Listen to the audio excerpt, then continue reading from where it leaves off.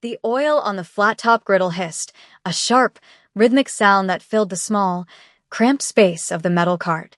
Elena wiped a bead of sweat from her forehead with the back of her wrist, her movements practiced and weary. She was 26, but the skin around her eyes felt heavy, etched with the exhaustion of 3 years spent on this specific corner of a gray New York City street.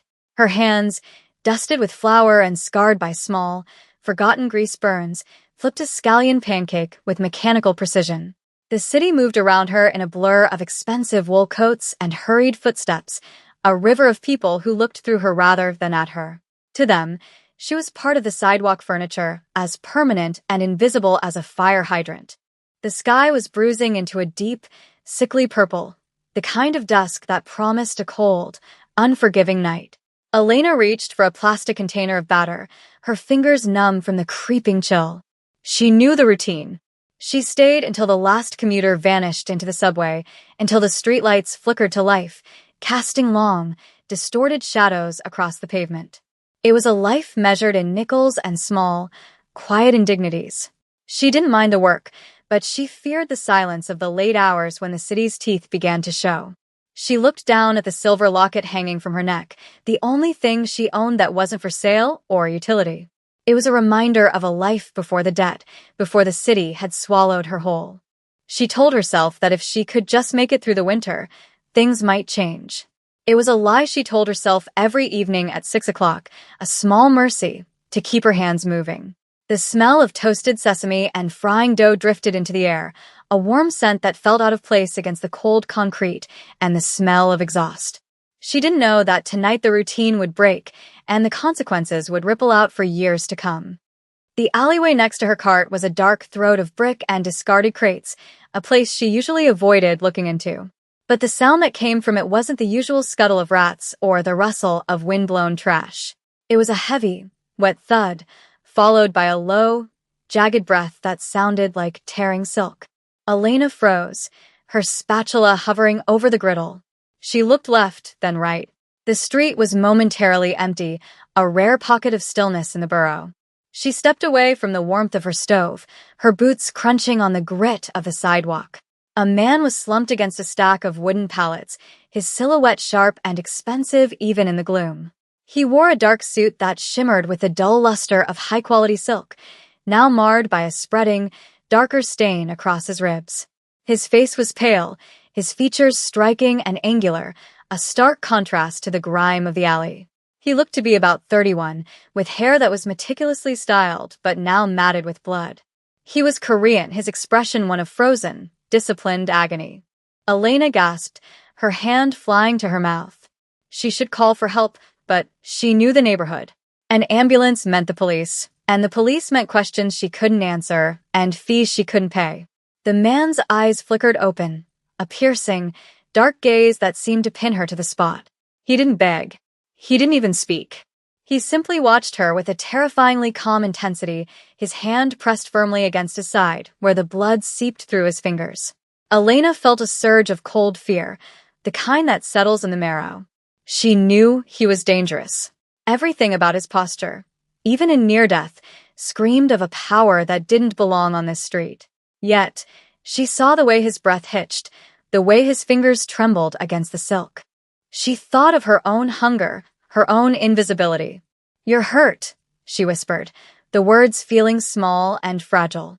He didn't respond, his jaw tightening as he slumped further.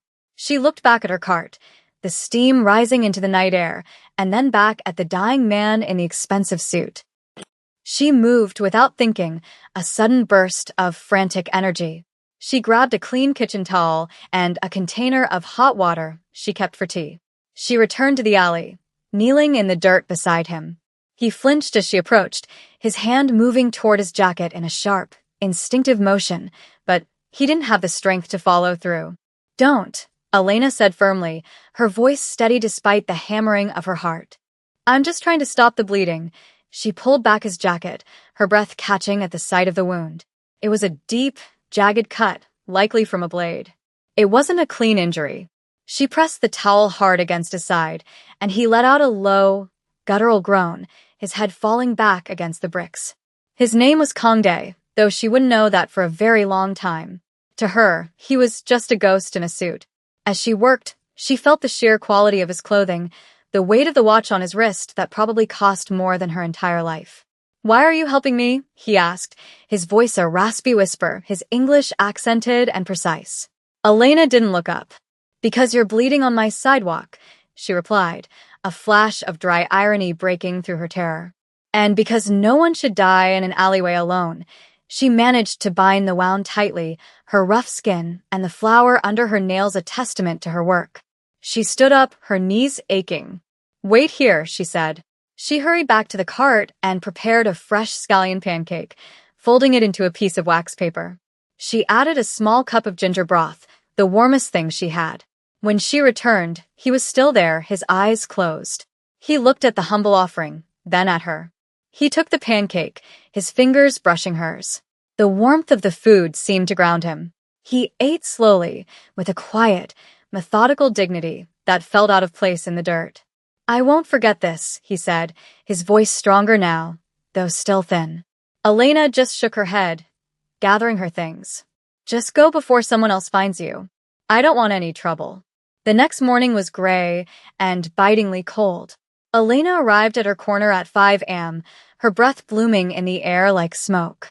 She felt a lingering sense of dread, a heaviness in her chest that she couldn't shake. She kept looking toward the alleyway, half expecting to see a body or a pool of blood, but the rain had washed the pavement clean.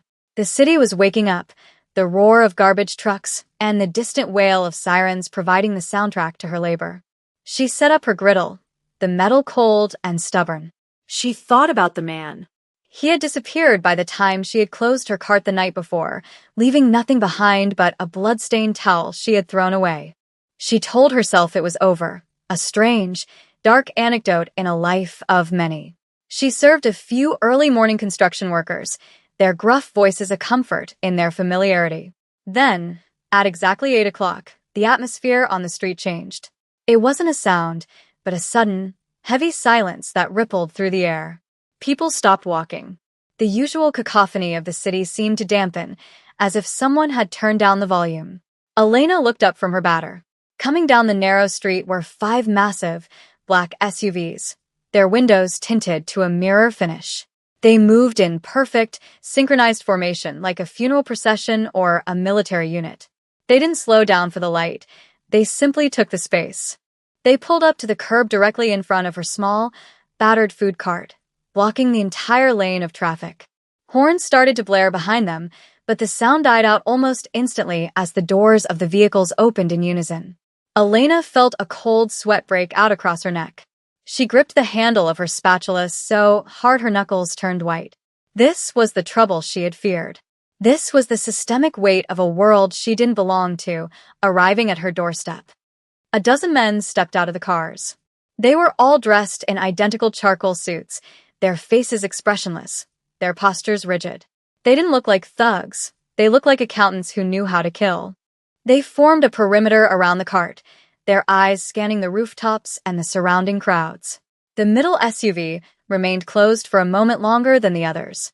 Elena stood frozen behind her counter, her heart drumming a frantic rhythm against her ribs. She felt small, exposed, a target in a metal box. Then, the rear door of the center vehicle opened. A man stepped out. It was him. He was no longer the bleeding ghost in the alley. He wore a navy blue suit that looked like it had been molded to his frame, a white shirt crisp against his tan skin. A silk scarf was draped over his shoulders, and his hair was perfectly swept back. He walked with a slight limp, a subtle reminder of the night before, but his presence was overwhelming. He moved toward the cart, the crowd of onlookers parting like water before a ship. The men in suits bowed their heads slightly as he passed. He stopped at the edge of her counter, the smell of expensive cologne and cold air following him. Elena couldn't speak. Her throat felt like it was filled with sand. The man looked at the griddle, then at the stack of napkins, and finally at her. His eyes were the same, dark, piercing, and terrifyingly calm. "Good morning," he said, his voice smooth and resonant, devoid of the rasp from the night before. Elena swallowed hard, her voice coming out in a whisper. I told you I didn't want any trouble. The man leaned in slightly, his gaze never wavering. You saved my life, Elena. I do not allow my debts to go unpaid. He gestured to the street, to the line of black cars and the men standing guard. This is not trouble. This is the beginning of a balance being struck. He reached into his pocket and pulled out a small, heavy object wrapped in velvet, placing it on the grease-stained counter between them. The contrast was jarring, the luxury of the gift against the poverty of the setting. Elena stared at it, her hands trembling. I just gave you a pancake, she said, her voice cracking. He smiled, a small, dangerous tilt of the lips. It was the most expensive meal I have ever eaten. The velvet bundle sat on the stainless steel counter, looking entirely alien against the backdrop of cheap napkins and plastic forks. Elena didn't touch it. She looked at the man, Kong Dae, and saw the way the morning light caught the sharp line of his jaw. Behind him, the street had turned into a gallery of stunned faces. Commuters paused with their phones half-raised, and the usual street-side hecklers were silent, intimidated by the sheer display of power. Kong Dae's world was narrowed down to the woman in front of him. Open it, he commanded softly. It wasn't a request, but it wasn't a threat either. It was the tone of a man used to the world bending to his will. Elena reached out, her fingers still dusted with a fine layer of flour, and pulled back the fabric. Inside lay a heavy gold coin, ancient and stamped with a sigil she didn't recognize, alongside a simple business card with nothing but a phone number and a name embossed in silver. This is too much, she whispered, her voice lost in the sudden roar of a passing bus. I didn't do it for this. Kong Dae leaned closer, his shadow falling over her. You gave me dignity when I was dying like a dog in the dirt. That has no price. But in this city, dignity doesn't pay the rent. He looked at the dented metal of her cart, his eyes trailing over the rusted hinges and the flickering pilot light. You will keep this. If anyone ever threatens you, if the people who collect your protection fees come back, you show them the coin. If they don't leave, you call the number. He stepped back, his movements fluid despite the bandage she knew was hidden beneath his shirt. The men in the charcoal suits moved in unison, preparing to depart as quickly as they had arrived. Elena felt a sudden spike of panic at the thought of being left alone with the aftermath of this spectacle. Wait, she called out. He stopped, turning his head slightly. Why are you doing this? Truly. Kong Dae looked at her, and for a fleeting second, the mask of the Mafia boss slipped, revealing the tired man from the alley. Because I lived, he said simply. Then he entered the SUV, the heavy door closing with a thud that sounded like a vault ceiling shut. The days that followed were characterized by a suffocating kind of peace.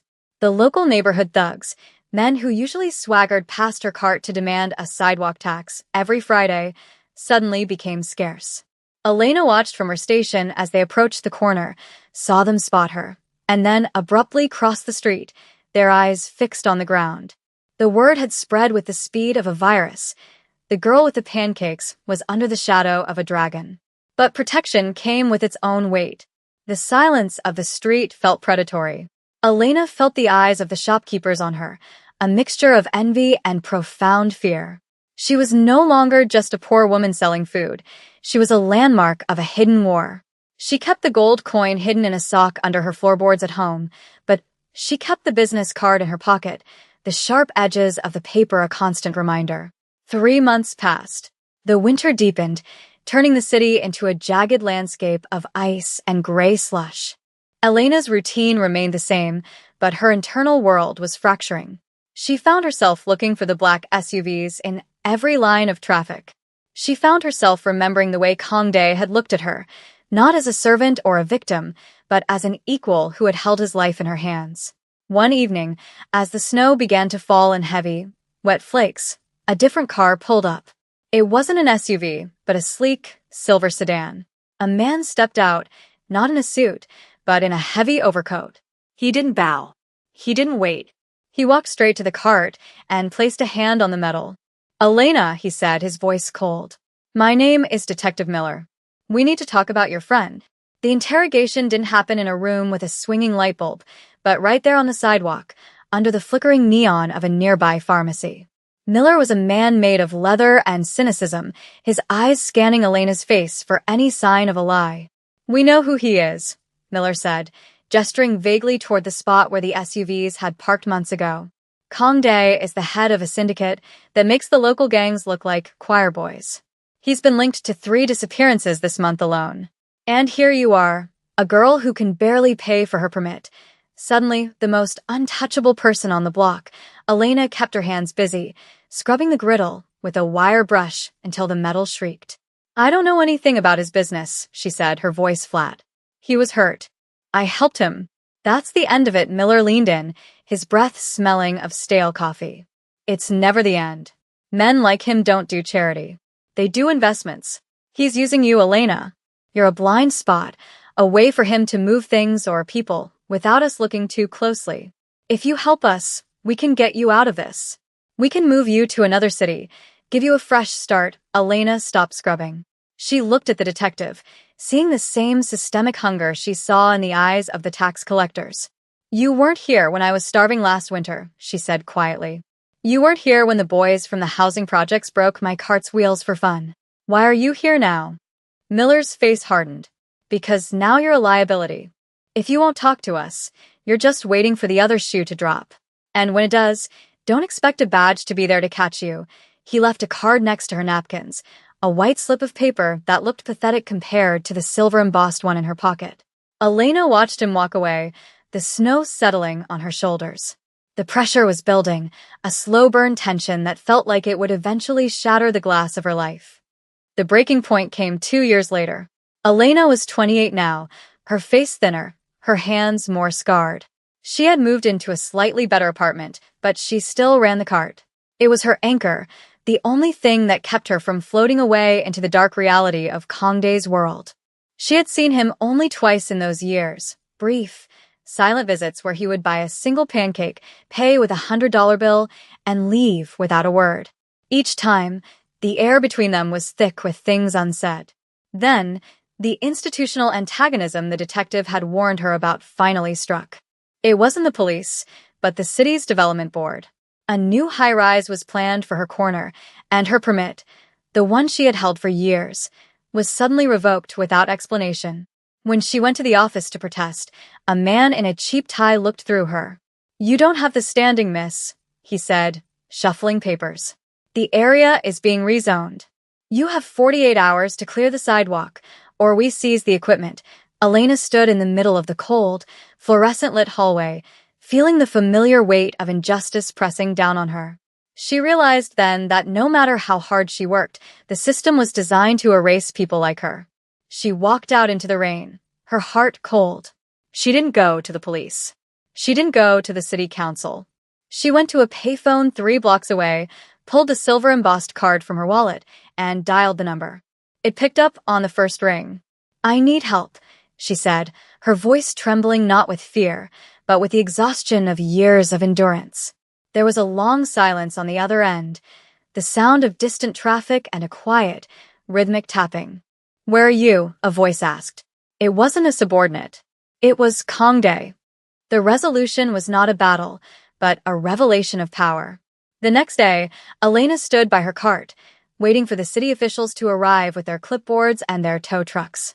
She had made no move to pack. A small crowd of neighbors had gathered, sensing a confrontation. When the city truck arrived, 2 men in uniforms stepped out, looking bored and superior. All right, lady, time's up, one of them said, reaching for the cart's tow hitch. Before he could touch it, the street went silent. The 5 black SUVs didn't crawl this time. They swerved onto the sidewalk, pinning the city truck against the curb. The doors opened, and 20 men stepped out, forming a wall of dark wool and stone-cold faces. Kongdae stepped out of the lead vehicle, looking older, a streak of silver now at his temple. He didn't look at the city workers. He walked straight to Elena. Are you sure about this? He asked, his voice a low rumble. If I step in, the world will know you belong to me.